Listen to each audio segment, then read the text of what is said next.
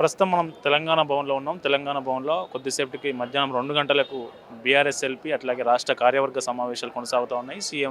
మనకు మాజీ సీఎం కేసీఆర్ నేతృత్వంలో సమావేశం జరుగుతూ ఉంది. ఆయనే పార్టీ శ్రేణులకు, పార్టీ నాయకులకు నిర్దేశం చేస్తూ ఉన్నారు.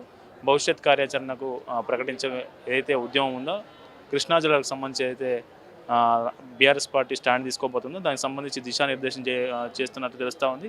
అయితే కేసీఆర్ దాదాపు చాలా కాలం తర్వాత కేసీఆర్ తెలంగాణ భవన్కు రావడంతో ఆయన చూసేందుకు పెద్ద ఎత్తున అభిమానులు అట్లాగే బీఆర్ఎస్ పార్టీ కార్యకర్తలు, నాయకులు పెద్ద ఎత్తున తరలి వచ్చారు. మనం చూడవచ్చు తెలంగాణ భవన్లో భవన్ మొత్తం ఎలా నిండిపోయిందో కార్యకర్తలు, అభిమానులతో మనకు చూడొచ్చు.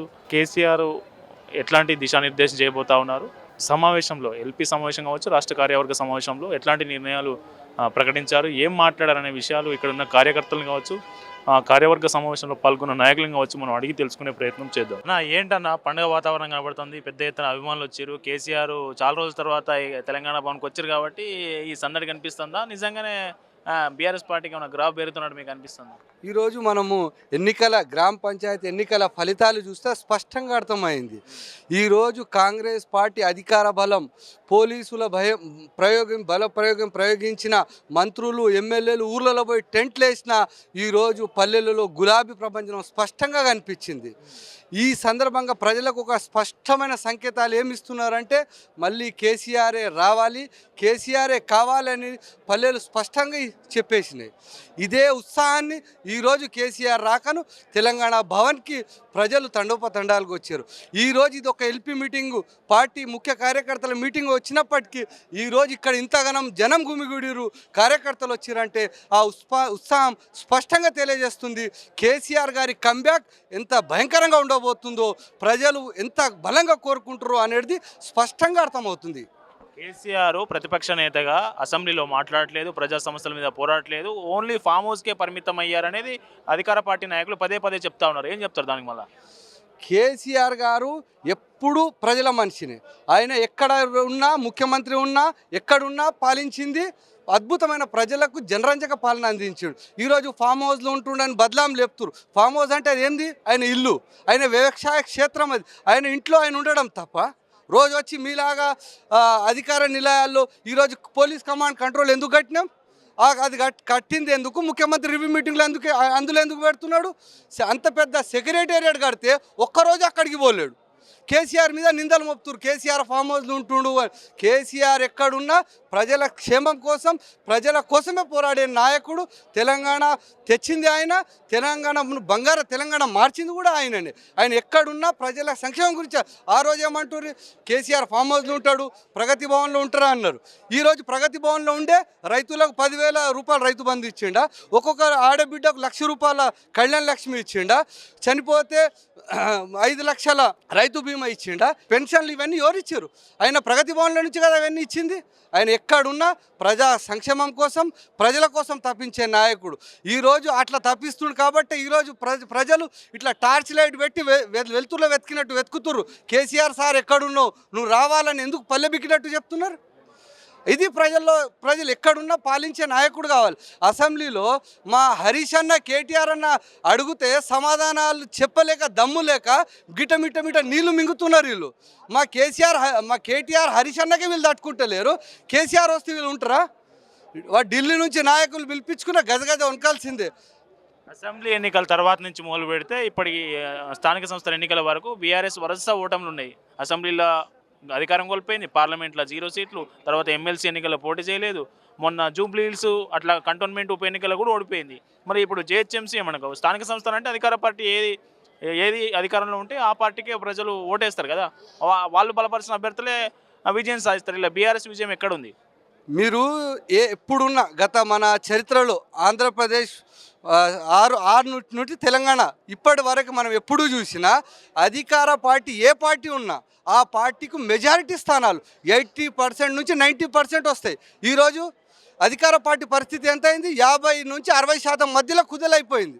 అంటే దీనికి అర్థమైంది? గత చరిత్రను మనం చూస్తే 80 నుంచి 90% ఉండాల్సిన సీట్ల సంఖ్య దెబ్బకు 50 నుంచి 60కి వచ్చింది. ప్రతిపక్షాలు దగ్గర 50% ప్రతిపక్షాలే సాధించినాయి. ఎక్కడ అధికార పార్టీని మెచ్చిర్రు, ఎక్కడ ఓట్లేసిర్రు? ప్రజలు స్పష్టంగా తీర్పిచ్చిర్రు. మాకు కావాల్సింది మళ్ళా కేసీఆరే టీఆర్ఎస్ అని. గత ఎన్నికలు మీరు చెప్తున్నారు, గత ఎన్నికలు ఓడిర్రు అంటే అది మా వ్యూహాలు ఉంటాయి, ఎప్పుడు ఎట్లా కొట్లాడాలి. ఇది మొన్న జూబ్లీ హిల్స్ ప్రజలు చూసినాం, కుప్పలు కుప్పలుగా ఓట్లు పంచారు.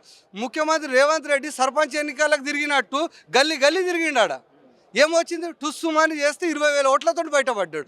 ఎంఐఎం మొత్తం అది ఎంఐఎం మందబలం అన్నీ ప్రయోగించింది. బీజేపీ రహస్య పొత్తు ఉన్నది, అధికార పార్టీ ఉన్నది, పోలీసుల భయం పొలగించారు. ముఖ్యమంత్రి తిరిగిండు, 20 మంత్రులు మొత్తం ఆడనే ఠికానా వేసిర్రు, ఎమ్మెల్యేలు ఆడనే ఠికానా వేసిర్రు. రాష్ట్రం నలుమూలల నుంచి కాంగ్రెస్ నాయకులు అందరూ జూబ్లీ హిల్స్లో పెడితే మీరు తెచ్చిన ఓట్లన్నీ 24,000 25 ఓట్లతో మీరు బయటపడ్డారు. కానీ ఏమర్థమైంది అక్కడ పబ్లిక్? ఇదంతా చూసి భయభ్రాంతులకు గురి చేసి రౌడీ ఉన్నారు, రేపటికి వస్తే మీది ఇది చేస్తాం అది చేస్తాం, కొంచెం పబ్లిక్ భయం అయింది. ఎందుకులే ఫోన్ వేస్తాం అని కొంచెం అదొకటే తప్పితే ఏమీ లేదు అక్కడ. ఇప్పుడు కేసీఆర్ బయటకు వచ్చారు కదా, ఇప్పుడు ప్రత్యక్ష యుద్ధంలోకి కేసీఆర్ రావాలని ఇప్పుడు కేసీఆర్ అభిమానులు కావచ్చు, బీఆర్ఎస్ పార్టీ నాయకులు కావచ్చు కోరుకుంటున్నారా? మళ్ళీ కేసీఆర్ యాజ్ ఏ కేసీఆర్ అభిమానులుగా, కేసీఆర్ పార్టీ సైనికులుగా కేసీఆర్ రావాలి, పోరాడాలని ఖచ్చితంగా మేము కోరుకుంటాం.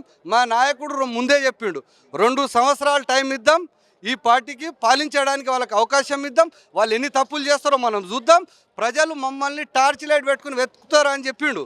2 సంవత్సరాల టైం అయిపోయింది, ప్రజలు టార్చ్ లైట్ పెట్టి వెతికే సమయం వచ్చింది. ఇవన్నీ మనం చూస్తున్నాం కేసీఆర్ గారు చెప్పినట్టు.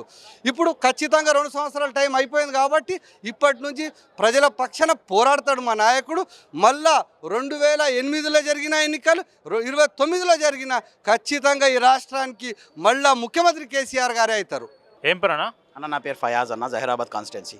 జైరాబాద్ నుంచి ఇక్కడికి వచ్చినా? అవునన్నా. ఎందుకు? ఎవరు రమ్మన్నారు? కేసీఆర్ని చూడడానికి, కేసీఆర్ని బలం పెంచడానికి వచ్చినామన్న ఇక్కడికి తెలంగాణ భవన్కి. కేసీఆర్ టీవీలో కనిపిస్తాడు కదా, ప్రెస్ మీట్ పెట్టినా. టీవీలో చూసే కన్నా రియల్గా చూడడం పులిని ఆ మాటే వేరు. ఇప్పుడు బీఆర్ఎస్ పార్టీ యాక్టివ్ కార్యకర్తన మీరు. ఇప్పుడు చాలా కాలం తర్వాత కేసీఆర్ బయటకు వచ్చిండు, మీరు కార్యకర్తలు ఏమనుకుంటున్నారు, ఏం చెప్పబోతున్నారు కేసీఆర్ రాకం గురించి? కేసీఆర్ రావడం అనేది ఇప్పుడు ప్రజలకు వచ్చిన ఒక ధైర్యం. ఎన్ని రోజుల నుంచి తెలంగాణ ప్రజలంతా కేసీఆర్ ఏ రోజు బయటికి వస్తారు, పులి ఎప్పుడు బయటికి వస్తుంది, ఏ విధంగా స్పీచ్ ఇస్తుంది, నెక్స్ట్ రాబోయే భవిష్యత్ కార్యాచరణ ఏంది, దానికోసం వేచి చూస్తున్నాము. ఈరోజు పులి బయటికి వచ్చింది కాబట్టి ఈ రోజు నుంచి కాంగ్రెస్ ఈ ప్రభుత్వానికి కౌంటౌన్ స్టార్ట్ అవుతుంది. ఈ రోజు నుంచి ప్రభుత్వానికి కౌంటౌన్ స్టార్ట్ అవుతుంది. ఈ రోజు ఏం చేయబోతా ఉన్నారు, మీరేం చేయబోతా ఉన్నారు? మీరు చెప్తున్నటువంటి కేసీఆర్ ఉద్యమం ఎట్లా చేయబోతాం? ఇప్పుడు కాంగ్రెస్ ప్రభుత్వం ఇచ్చిన 420 ఏదైతే 420 దొంగ హామీలు ఉన్నాయో అది ప్రజల లోపల తీసుకుపోయే ప్రయత్నం గట్టిగా చేస్తాం. ఈ కాంగ్రెస్ చేసినట్టు దోకేబాస్ పనులు మాటలు ఏదైతే చెప్పిందో అది ప్రతి ఒక్క పబ్లిక్కి ప్రజలకు వివరించే ప్రయత్నాలు మేము చేస్తాము. కేసీఆర్ని ఇంకా బలపరుస్తాము. ఇప్పుడు బీఆర్ఎస్ పార్టీకి సంబంధించి కొంతమంది నాయకులు, ఎమ్మెల్యేలు పార్టీ మారినట్లు వార్తలు వచ్చినాయి. లేదు మేము పార్టీ మారలే, బీఆర్ఎస్లోనే ఉన్నామని కొంతమంది అంటూ ఉన్నారు. నిజానికి వాళ్ళు పార్టీ మారలేదా? మీరు కార్యకర్తలు ఏమనుకుంటున్నారు? వాళ్ళు నిజంగా పార్టీ మారినట్టు వాళ్ళ కాంగ్రెస్ గ్రూప్ ఏదైతే ఉందో ట్విట్టర్లో కానీ ఫేస్బుక్ కానీ వాళ్ళ కాంగ్రెస్ పార్టీ అఫీషియల్ గ్రూప్లోనే అఫీషియల్గా వాళ్ళు డిక్లేర్ చేసిర్రు. సో అండ్ సో ఇటు పార్టీలో పటంచూర కానీ స్టేషన్ కనుపూర్ కానీ ఎమ్మెల్యేని మేము చేర్చుకున్నాము, టీఆర్ఎస్ పార్టీ నుంచి వస్తే మేము కాంగ్రెస్ జాయిన్ చేసుకున్నామని చెప్పేసి అన్నారు. వాళ్ళు దొంగ మాటలు చెప్తారు. మళ్ళీ ఇందులో కూడా అఫీషియల్గా జాయిన్ అయినా కూడా ఇందులో కూడా దొంగ మాటలు చెప్తారు. వాళ్ళు దొంగ పనులే వాళ్ళ పనులు, దొంగ పనులు. స్పీకర్ కూడా వాళ్ళు ఏదైతే చెప్తున్నారో దాన్నే జస్టిఫై చేసిండు కదా, వాళ్ళు ఇంకా బీఆర్ఎస్ పార్టీలో ఉన్నారనేది స్పీకర్ కూడా చెప్తా ఉన్నారు కదా. నలుగురు సంబంధించి తీర్పు కూడా బయటకు వచ్చినట్టున్నది. ఇప్పుడు నిజానికి ప్రజలకు కూడా తెలుసు, వాళ్ళు జాయిన్ అయ్యారు, కండువాళ్ళు వేసుకున్నారు, అఫీషియల్గా కాంగ్రెస్ పార్టీకి సంబంధించిన ప్రోగ్రాంలో పార్టిసిపేట్ చేస్తున్నారు. కానీ స్పీకర్ గారు కూడా వాళ్ళు ఏ విధంగా నిర్ణయాలు తీసుకుంటారో మరి ఆ పెద్ద మనిషికి తెలియాలి. వాళ్ళకి టీఆర్ఎస్ పార్టీలోనే ఉంటే ఈరోజు TRS LP official meeting Telangana భవన్లో జరుగుతున్నది. వాళ్ళకు మేము కూడా ఇంటిమేషన్ ఇచ్చినాం, వాళ్ళకు మా ఆహ్వాన పత్రిక అందజేసినాం. ఈరోజు వచ్చిర్రా మరి టీఆర్ఎస్ ఎల్పీ మీటింగ్లో వాళ్ళు కనిపిస్తున్నారా? ఈరోజు ఎందుకు రాలేదు? వాళ్ళు టీఆర్ఎస్లోనే ఉంటే మా అధినాయకుడు, మా మాజీ ముఖ్యమంత్రి ఈరోజు మీటింగ్ను తీసుకుంటుంటే ఆ నాయకులు ఎందుకు రాలేరు? వాళ్ళు చేరలేదని చెప్పిన వాళ్ళు ఈరోజు రావాలి కదా, తెలంగాణ భవన్లో వచ్చి మీటింగ్కి హాజరు కావాలి కదా, మరి ఎందుకు హాజరు కాలేదు? ఈరోజు గివే దొంగ మాటలు చెప్పుకుంటూ మేము టీఆర్ఎస్లోనే ఉన్నాము, మేము కాంగ్రెస్లో ఉన్నాం, మేము ఆ పార్టీలో ఉన్నాం, ఈ పార్టీలో ఉన్నాం, కళ్ళబొల్లి మాటలు ఎందుకు చెప్తున్నారు? కడియం శ్రీహరి టీఆర్ఎస్లో ఉండి చెప్పుకుంటూ కాంగ్రెస్ పార్టీ ముఖ్య కార్యాలయంలో కూర్చొని ప్రెస్ మీట్ పెడతాడు. ఆడు ఎందుకు పోయిండు? మరి వీడికి ఎందుకు వస్తలేడు? తెలవాలి కదా.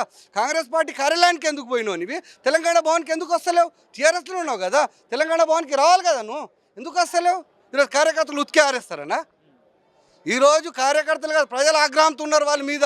టీఆర్ఎస్లో గెలిచి అక్రమంగా కాంగ్రెస్ కండువాలు కప్పుకున్నామని ఈరోజు ప్రజలు గుర్రును ఉన్నారు.